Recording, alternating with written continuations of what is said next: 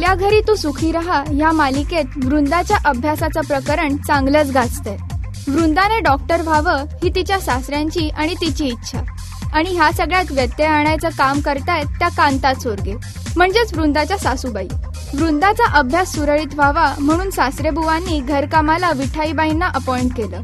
पण आता कांताबाईंच्या हाती आलेल्या कारभाराने विठाईला बाहेरचा रस्ता दाखवायचा कांताबाईंनी निर्णय घेतलाय. पण विठाई तितकीच पक्की. वृंदाची परीक्षा होईपर्यंत तिची साथ द्यायचा निर्णय त्यांनी घेतलाय.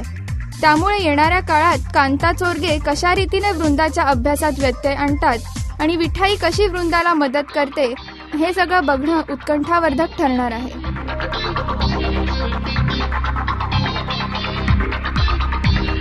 राजश्री.com करिता अदिती बेडेकर.